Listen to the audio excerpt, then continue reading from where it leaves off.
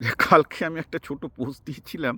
আমি বলেছিলাম যে রবীন্দ্রনাথ তো ব্রাহ্ম ছিলেন এবং ব্রাহ্মণরা পৌত্তলিক বিরোধী ছিল। কেন পৌত্তলিক বিরোধী ছিল? কারণ ব্রাহ্ম ধর্মের প্রতিষ্ঠাতা কে? রামমোহন রায়। রাজা রামমোহন রায় একেশ্বরবাদী ব্রাহ্ম ধর্মের যে ধারণাটা তিনি উপনিষদ থেকে এনেছিলেন, হিন্দু ধর্মের টেক্সট থেকে এনেছিলেন, কোনো সন্দেহ নেই। কিন্তু তার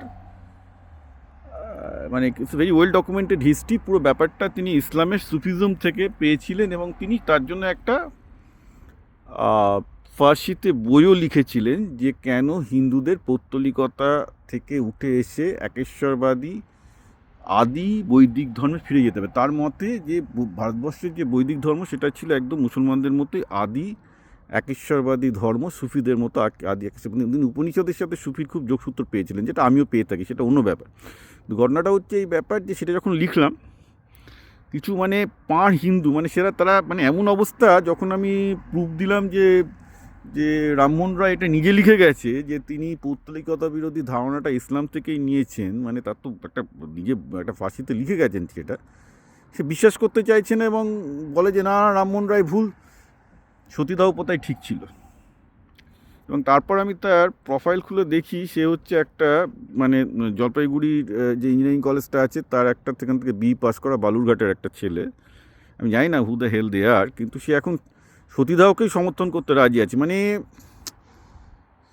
ইসলাম বিরোধী হতে গিয়ে ইসলামের এবং মুসলমানদের বিরুদ্ধে এমন অন্ধ হয়ে গেছে সে এখন মানে রামমোহন রায়কে পর্যন্ত, রামমোহন রায়কে মানে প্রথমে রামমোহন রায়কে ভালো বলছিল, যেই আমি দেখিয়ে দিলাম যে না, রামমোহন রায় ইসলামের প্রশংসা করেছেন এবং ইসলামের প্রশংসা করেই তিনি পৌত্তলিকতা বিরোধী ব্রাহ্ম ধর্ম প্রতিষ্ঠা করেছিলেন এবং রবীন্দ্রনাথ একজন ব্রাহ্ম ছিলেন এবং রবীন্দ্রনাথের গানগুলো সমস্ত একেশ্বরবাদ থেকে উৎসাহিত এবং সেটা অবভিয়াসলি সুফি কালচারের খুব কাছাকাছি। Everybody knows that, every scholar knows that, প্রতিটা স্কলার প্রতিটা পণ্ডিত জানে।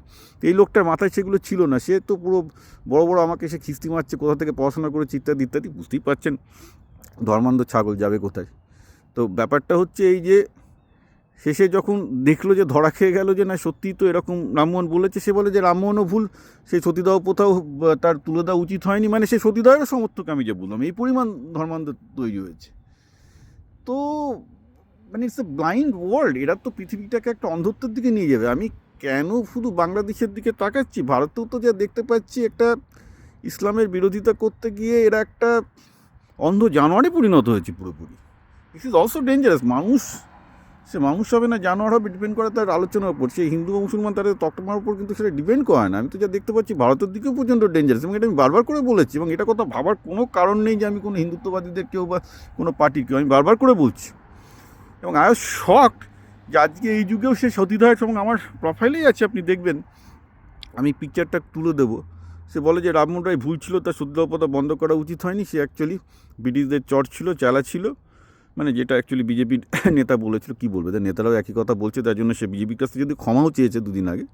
তো দেখছি তো অ্যাকচুয়ালি এদের মনের কথাই বলে ফেলছে যে আমরা সতীদাহটা সমর্থন করতে চাই। যখন বেরিয়ে যাচ্ছে যে রামমোহন রায় কোরআন থেকে বা সুফিদের থেকে উৎসাহিত ব্রাহ্ম ধর্ম তৈরি করেছিলেন, আজকের বাঙালির সবচেয়ে বড় সম্পদ রবীন্দ্রনাথ সেই ব্রাহ্ম ধর্মের ফসল, এবং তিনি জানেনও না যে দেবেন্দ্রনাথ বাড়িতে দুর্গাপুজো পৌত্তলিকতার জন্য বন্ধ করে দিয়েছিলেন এবং অনেক ব্রাহ্ম বাড়িতেই পৌত্তলিকতা বন্ধ হয়ে গেছিলো, এবং যারা খুব স্বনামধন্য বাঙালি আর কি সেই নবজাগরণের যুগে, হ্যাঁ, সেইটুকু ইতিহাসও জ্ঞান এদের নেই। যখন এটা ধরা খেয়ে গেছে তখন চেঁচাচ্ছে যে না সতীদাহ ভালো ছিল। এই বাঙালি অবস্থা। তো আমি কী বলবো, আপনি কোথায় মানে মুসলমান বলছেন? তো আমাদের হিন্দুদেরও এই একই অবস্থা আমি দেখতে পাচ্ছি।